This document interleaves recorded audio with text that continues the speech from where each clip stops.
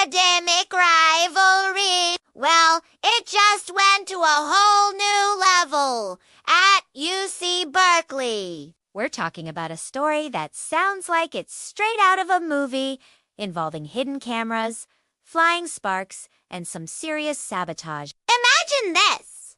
You're a PhD candidate at one of the top universities in the world. UC Berkeley's Electronic Engineering and Computer Sciences Department. You're working hard, pouring your heart and soul into your research. But there's a problem. Your computers keep failing. Not just once or twice, but over and over again. We're talking about a staggering $46,855 worth of damage over several years. At some point, you'd start to think you're the unluckiest person on the planet, right? That's exactly what was happening to one student. His computers kept mysteriously breaking down, causing huge setbacks to his work. His professor started to notice a disturbing pattern. It was almost always this one particular student whose equipment would fail. The professor thought, is this just incredibly bad luck? Or is there something more sinister going on? He decided to do some investigating of his own. This professor wasn't just going to file another IT report. He decided to become a detective. So, he got permission from the building manager and set up a trap. He installed a hidden camera, cleverly disguised inside a department laptop, and aimed it directly at the student's workstation. He just had a gut feeling, a suspicion that this wasn't an accident. And what that camera captured was truly shocking. The footage revealed another PhD candidate, a 26-year-old named Jerry Zhu, approaching his fellow student's computer. But he wasn't there to help or collaborate. According to police reports, the camera caught Zhu using some kind of tool to tamper with the laptop. The implement he used actually caused sparks to fly out of the machine. It was a clear, deliberate act of destruction, caught on tape. The professor's hunch was right.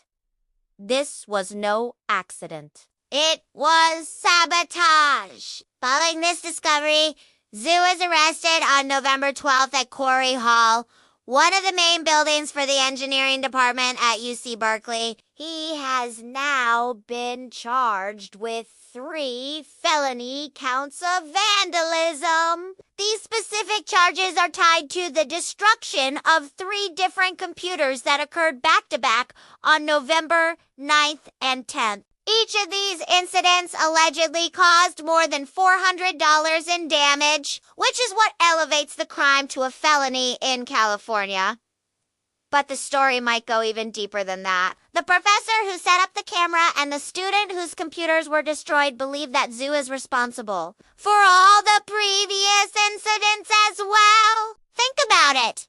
Years of mysterious equipment failures, all potentially caused by one person. The total damage, nearly $47,000, could all be traced back to these alleged acts of sabotage. When he was arrested, Zhu chose to remain silent and declined to speak with the police. He's since been released from custody and is scheduled for his first court appearance on December 15th. Records show he has listed addresses in both Berkeley and nearby Richmond. Now, you might be wondering what kind of research would provoke such extreme behavior. The victim's online profile shows he's working on some pretty complex stuff. Reconfigurable switched capacitor converters. High efficiency, hybrid converters, and power management integrated circuits. This is highly specialized, cutting-edge research in electrical engineering. It's a field where breakthroughs can lead to patents, prestigious publications, and incredible career opportunities.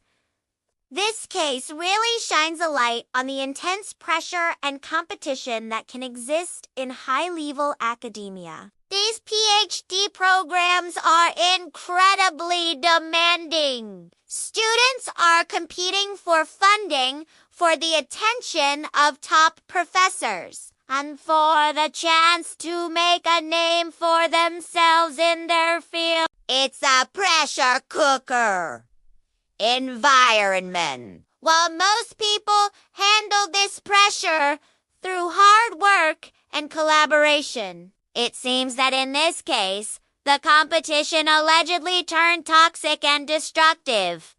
What would drive someone to do this? Was it jealousy over the victim's research progress?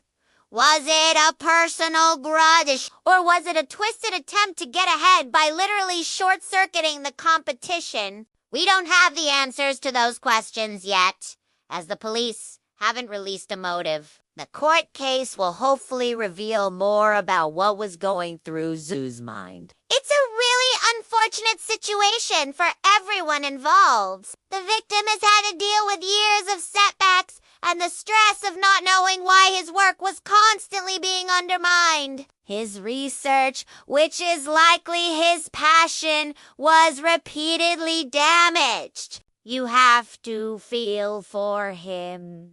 All that hard work potentially lost due to someone else's malicious actions. And for the accused, Jaru Izu, his academic career and his entire future are now on the line. A felony conviction could have devastating consequences, not to mention being expelled from a prestigious program like the one at UC Berkeley. He was on a path that few people ever get to walk.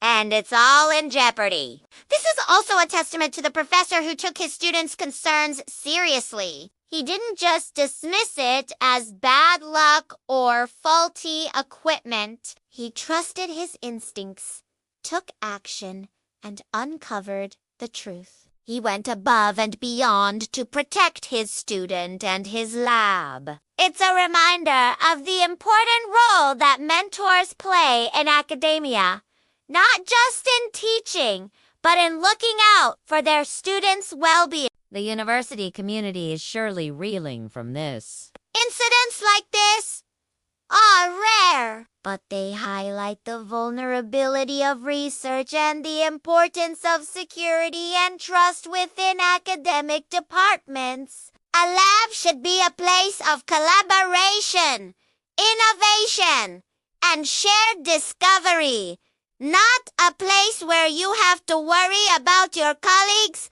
sabotaging your work. We'll be keeping a close eye on this case as it develops.